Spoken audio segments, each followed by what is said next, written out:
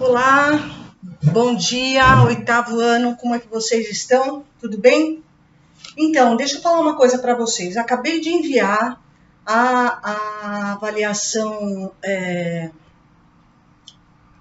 contínua do terceiro bimestre. Para esta avaliação contínua, eu pedi para estudar todo o módulo 5 e o módulo 6 até a página 49, tá? Onde termina falando sobre a atividade industrial do continente americano e sua organização espacial, que é a aula que eu vou iniciar agora. Tudo bem? Então vamos lá. Então a gente vai perceber o seguinte, que o processo de industrialização do continente americano se deu de forma diferente nos diversos países. Um fator que faz com que haja essa diferença é o processo de colonização que foi diferente entre os países desse continente. Pensando nos Estados Unidos e no Canadá, o processo de colonização foi um processo de colonização de povoamento, onde o colonizador adotou o local como sua pátria. O colonizador não tinha o interesse só de explorar o território, ele tinha o interesse de habitar as terras conquistadas, suprir as necessidades dos moradores. Já na América Latina, os países foram colonizados através do processo de exploração, de colonização de exploração. E essa colonização de exploração tinha como principal objetivo explorar as riquezas e se apropriar das terras e de tudo que havia de mais valioso nessas áreas, em detrimento da metrópole. Então, dessa forma, a relação entre as sociedades americanas e o espaço produtivo gerou condições diferenciadas para a possibilidade de um desenvolvimento industrial. Se a gente for pensar, a gente tem o quê? Diferentes graus de industrialização no continente americano. Então, a gente tem países altamente industrializados, a gente tem países de média industrialização e a gente também tem países sem nenhuma industrialização. A gente for pensar no Haiti, na Costa Rica, são países sem nenhuma industrialização.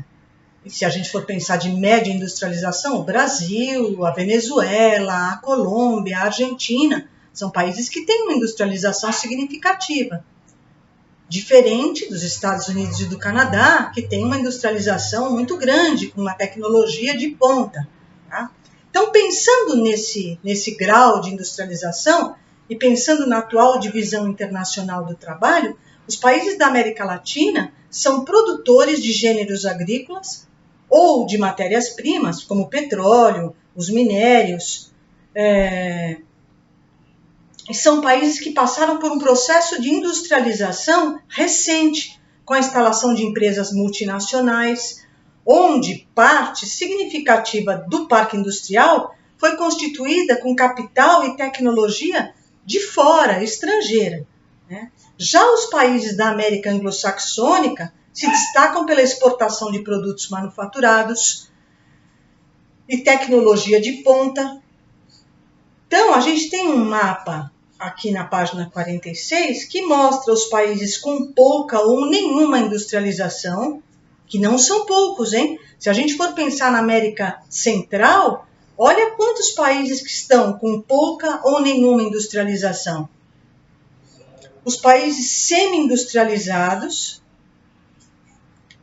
recentemente industrializados, como é o caso do nosso, o Brasil começa um processo de industrialização mais intensa no século XX, início do século XX, na década de 1940. É algo recente, diferentemente dos países europeus. Países altamente industrializados, aí eu tenho lá os Estados Unidos e o Canadá, e regiões densamente industrializadas. Então, dentro do nosso país, a gente é recentemente industrializado, mas a gente tem o quê? Regiões densamente industrializadas, como é o caso da cidade de São Paulo. Tudo bem? Aí temos questões aí na página 47, sobre a página 46 e o mapa.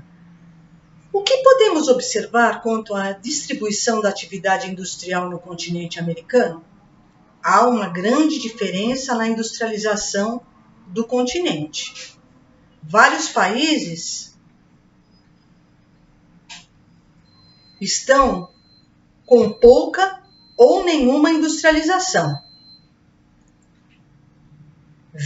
Existem países altamente industrializados, como é o caso dos Estados Unidos e do Canadá.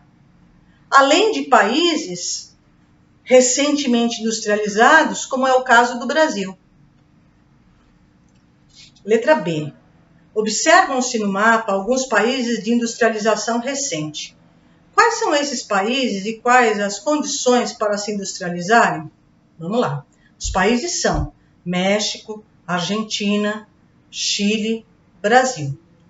Eles fazem parte dos países emergentes, que atraíram multinacionais após a Segunda Guerra Mundial por apresentarem condições favoráveis à sua instalação, como mão de obra barata, reservas de matérias-primas, infraestrutura energética, transportes e mercado consumidor.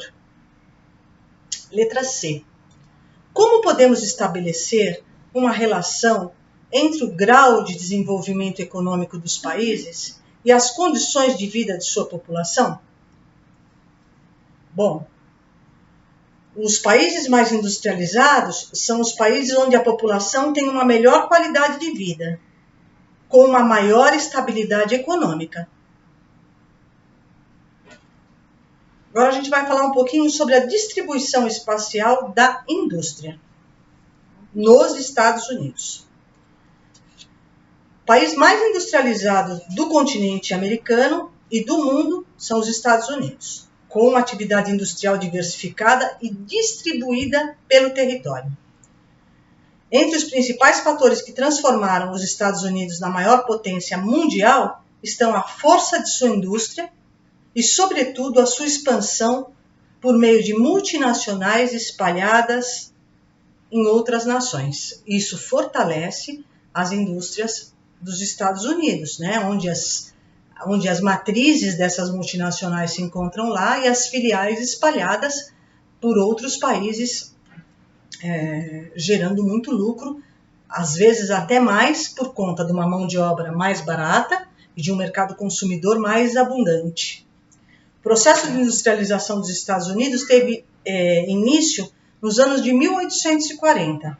O nosso foi 100 anos depois, só para vocês verem como a gente tem uma industrialização recente e atrasada.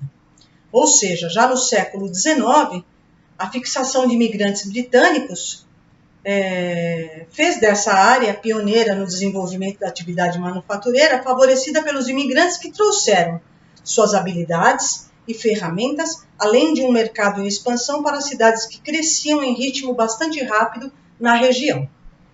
Assim, os capitais que se concentraram nessa área e os negócios se expandiram rapidamente. O Sul, que teve o desenvolvimento ligado às plantations de algodão, propiciava um mercado menos dinâmico.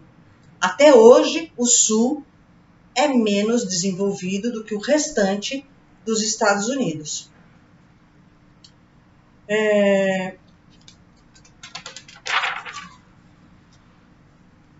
Outro fator apresentado diz respeito à presença de grandes jazidas de ferro e carvão na região Nordeste, fundamentais para o surgimento da indústria do aço em Pittsburgh e de máquinas agrícolas e material ferroviário em Chicago.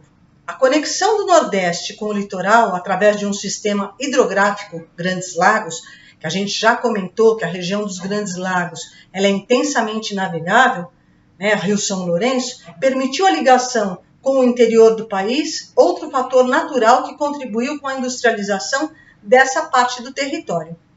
A construção de ferrovias que atravessam o país de ponta a ponta permitiu também a distribuição das mercadorias para outras áreas.